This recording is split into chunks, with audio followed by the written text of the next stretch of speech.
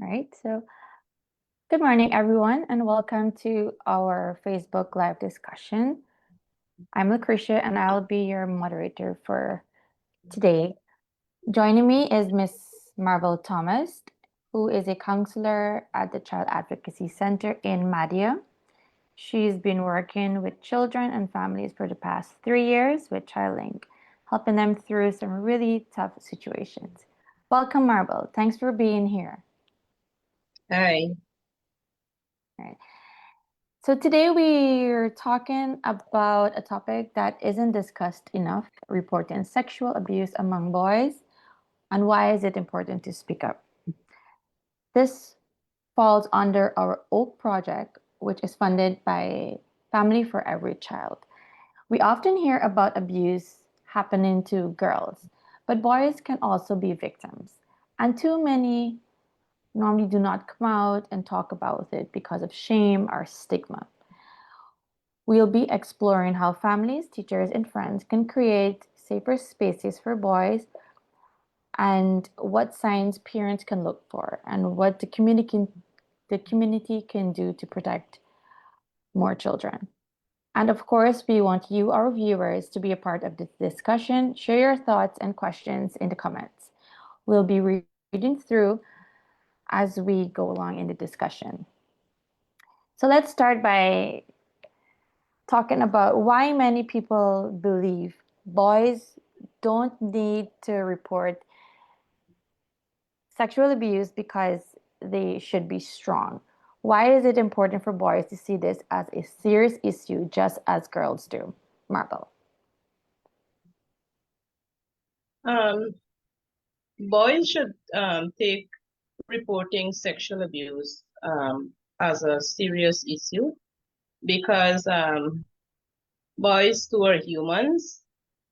They have rights and privileges. They have rights to express their feelings, rights to be heard, and rights to they also deserve to be safe, just as girls. Good. And what are some of the fears or the stigma attached that would stop boys from speaking out when they have been abused? So some of the fears and stigmas that stop boys from speaking out when they have been sexually abused is the fear of not believing that people might not want to listen to them and also not want to believe them. They are also afraid to have reporting these issues because they might be called insulting names. And there's also another fear of becoming a community discussion, because sometimes in a community, depending on who the child report to or boys report to, and that person is not confidential or not trusted, it end up becoming a community discussion. Mm-hmm, mm-hmm. Okay, and how would you say, or how would you put over for communities?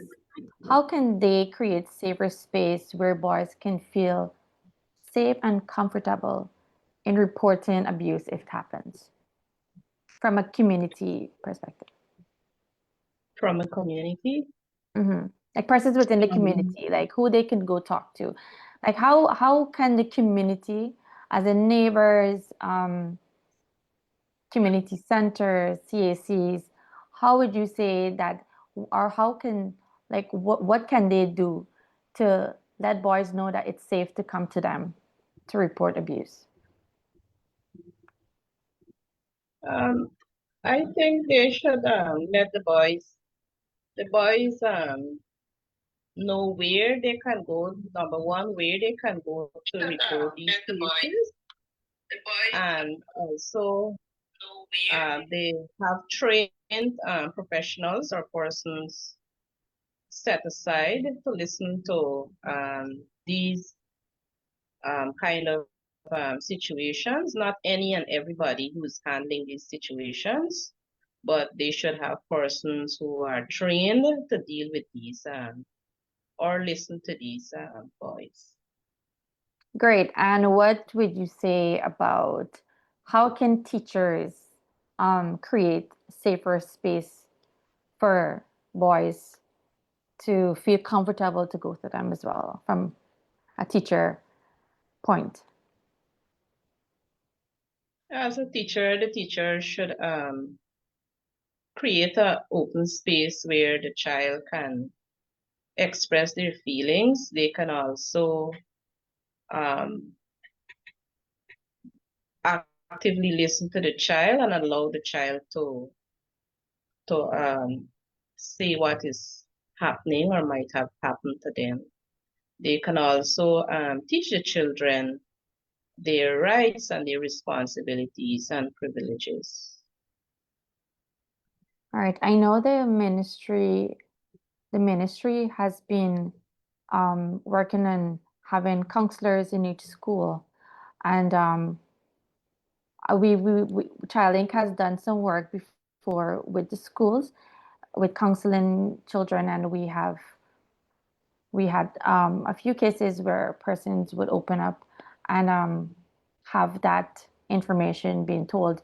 So I'm hoping that this is the same that's been happening with the counselors that are in each school now. And so that's also one way of helping children as well, you know. And I find with the counselors, they're confidential enough to have that, you know, serious chat and not talk about it.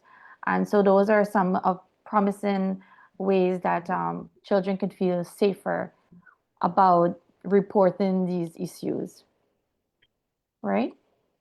Yes, and also the teachers, the counselors at the school, they also have to know the referral pathway. So when a child discloses a situation to them and they cannot deal with that situation, they know exactly where to refer that child for support.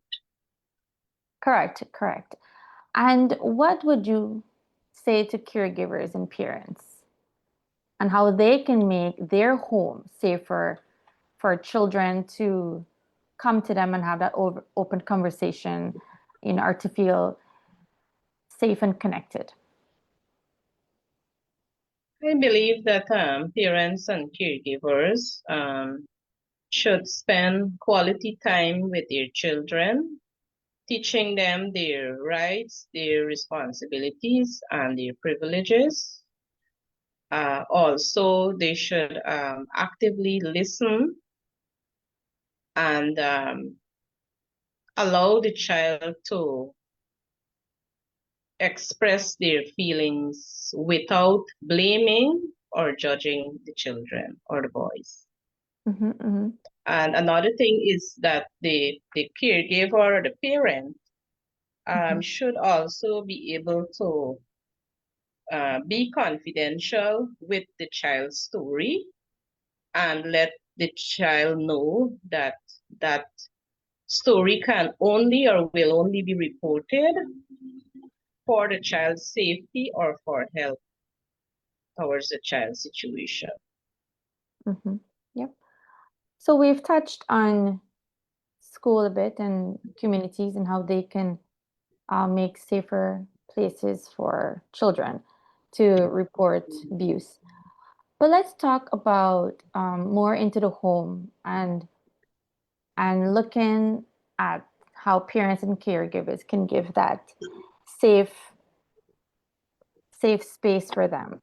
So what would you say are some of the signs, like the warning signs they should look for that may suggest that children, or specifically a boy, has been sexually abused? If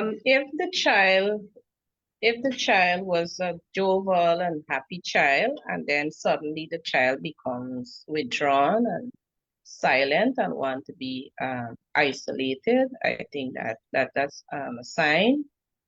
And if the child, was a calm and pleasant child, and now the child is being, acting up and maybe involving in fights and all these bad behaviors, that can also be a sign. They have other maybe eating habits and so on, but the child behavior will change from, they will have a change in the child's behavior if the child was in a certain behavior and then it changed to the others. So we as parents and caregivers need to pay attention to the child's behavior, what they're saying, and also what they are not saying. We should be very observant in looking for these signs in children. Yes, and I know you've mentioned behavioral changes, and they would be a bit more um, to themselves and a bit more quiet sometimes when we're going through an abuse. But also, I feel like every child is different, and some children also act out, right? They act out and they would have Yes. aggressive behavior. Sometimes they take that to school and they would bully children. Um, so you just want to comment on that a bit? Yes. Sometimes, because they don't know how to deal with that situation, they don't know who to tell, and they're worried it's bothering them. They go to school and they end up in fights, they end up bullying children, they end up, not being respectful to the teachers and so on. And we all know that they have children who are going through these situations, and we have these situations at the school presently. Yeah. So those are some of the signs that parents and caregivers can look to when a child has been abused. And yes, and there are also things that the children would harm themselves. They would maybe cut themselves, and you know you don't know why these children are doing this, but when you see these signs, you know that there is a reason behind it. Mhm. And there also you might see marks on the children's body, and they can't, say what or why these marks are on their bodies. So as caregivers, we should really look out for our children. Yes, and I feel like um, one of the biggest belief a parent can give their child to is to believe that child when they come to you and say mommy and daddy or mommy or daddy, um, you know, uncle X has been behaving in a manner I don't approve, or Auntie X has been behaving in a manner that I find a bit uncomfortable for me.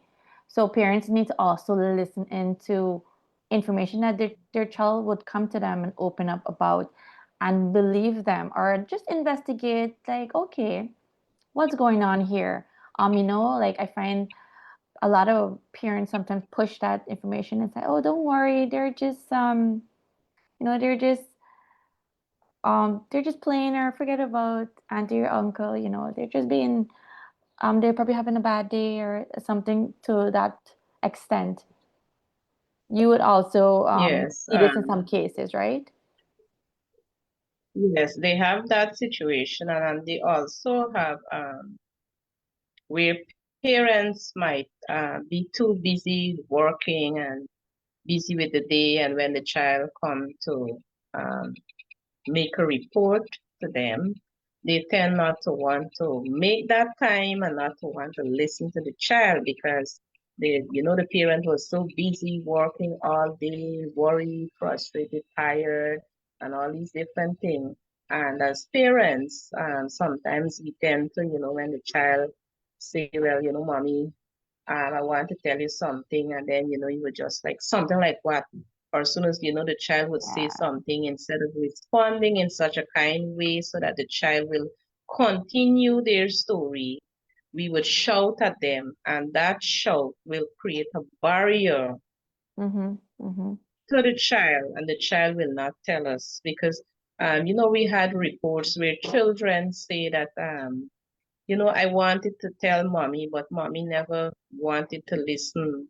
Mommy Right. didn't have the time, and it was not one time. It's more like, several times the child attempted to tell their parents, but the parents never made that time to listen to the child and maybe shout at the child, and Mhm. the child never tried again to tell the parent anything. Yes, exactly.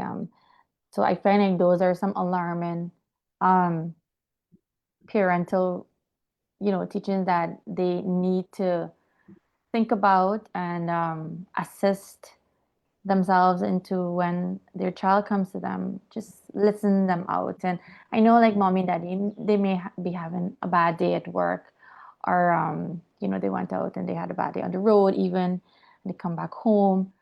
So if your child already comes to you to talk something important, and even though you're having a bad day, just take a moment, just find a way to deal with how you can transform from, having your personal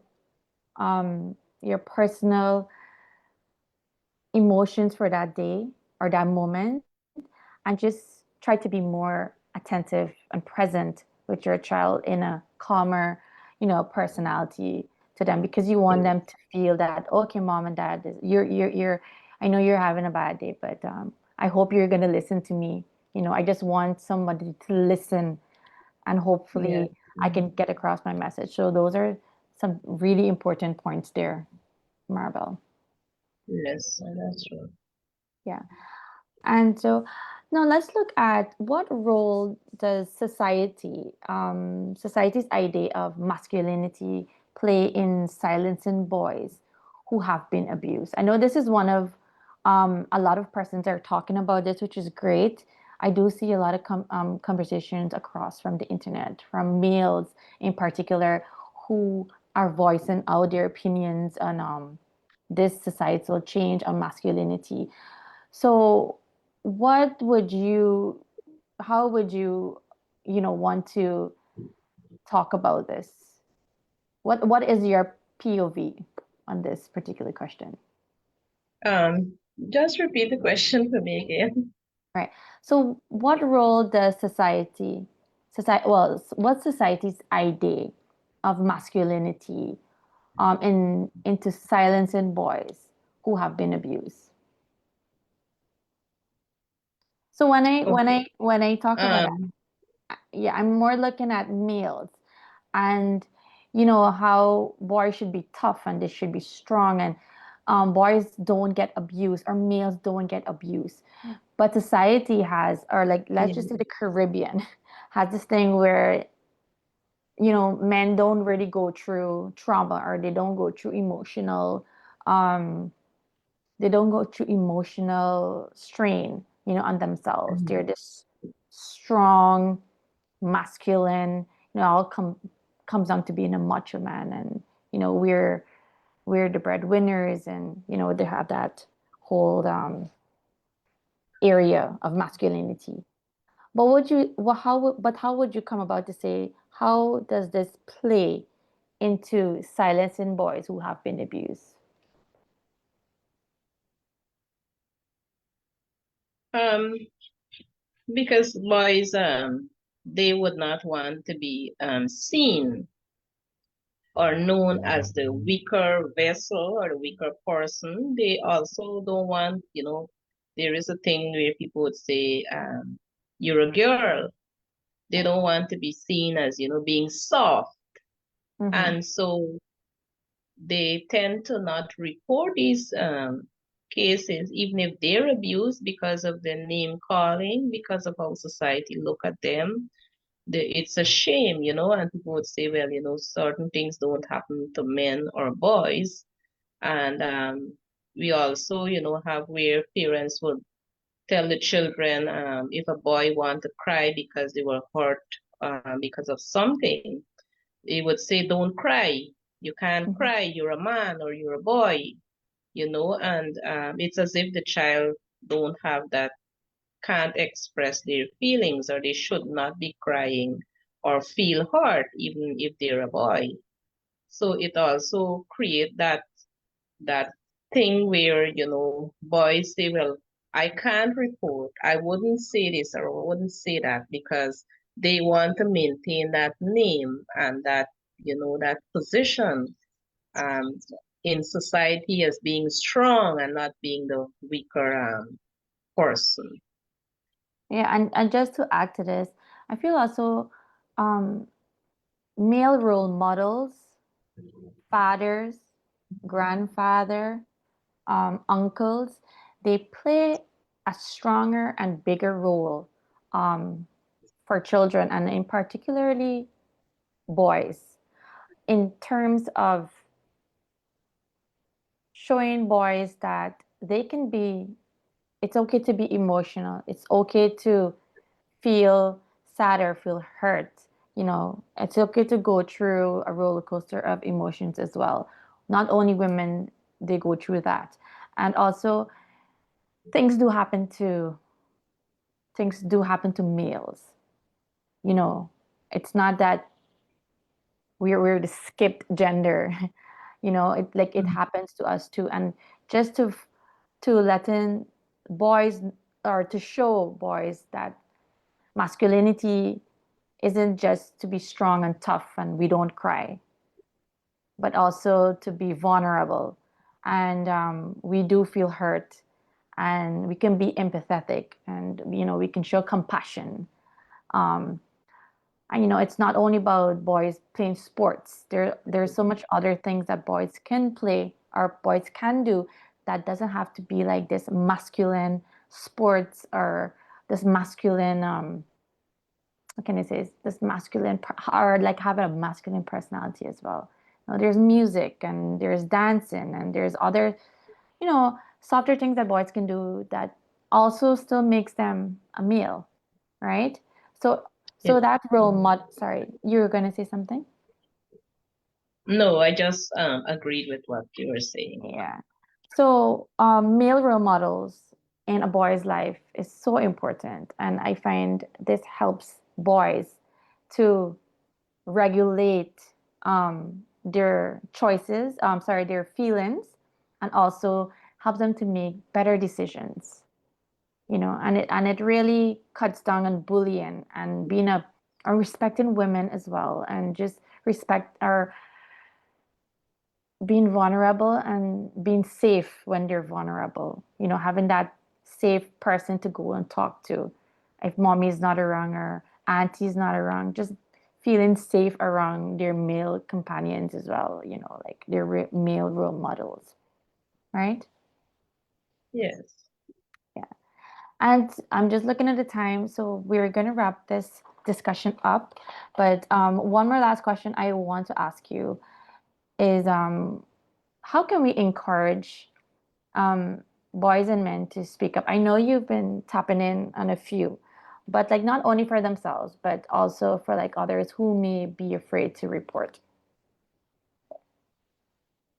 Yes. I always